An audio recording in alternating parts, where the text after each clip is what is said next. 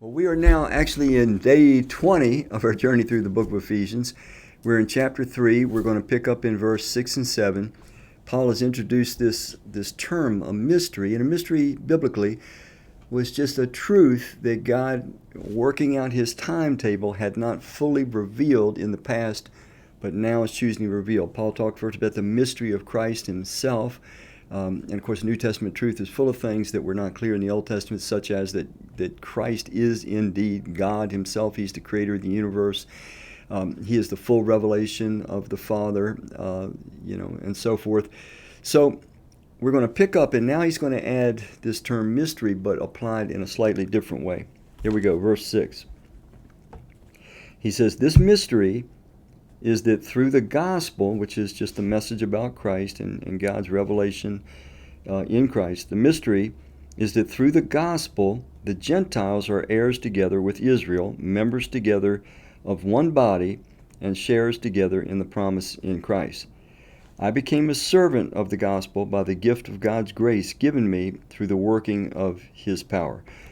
So Paul again wants to reiterate that he didn't choose to be an apostle on his own. It's God that chose him. It's God that's empowering him. It's God that's giving direct revelation to him. And he wants that to be known, that his authority is rooted in God. Now, he said that there's one mystery, the mystery of Christ, that was not revealed in the Old Testament, now fully revealed in the New. And now he says the second mystery is that the Jews and the Gentiles are now seen as one body, one family, united in Christ. Now this subject actually started in chapter 2, verse 11. It's kind of a continuous subject, this union of Jew and Gentile, which I had mentioned a day or so ago.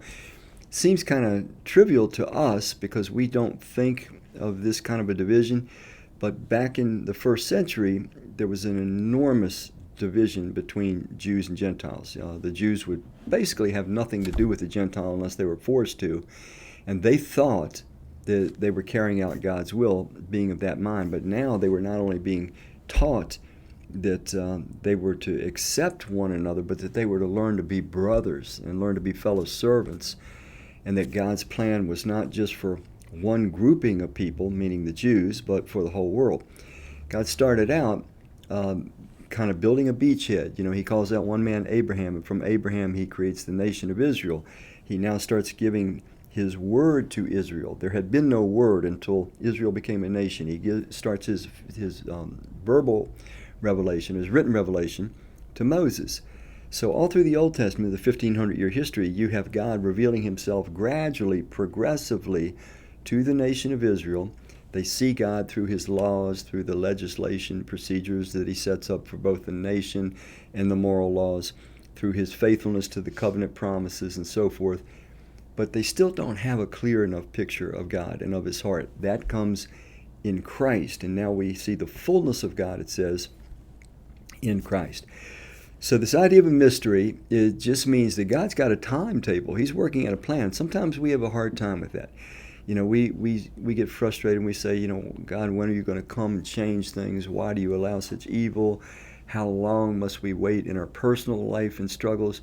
But God's got a timetable, and if we live long enough and walk long enough with him, we learn that timetable is just a piece of genius, that he works out things in time that could not be done with the kind of immediacy that we would desire frequently. But boy, he works thorough, he works deeply, he's working out something good, and he was doing the same back in that era.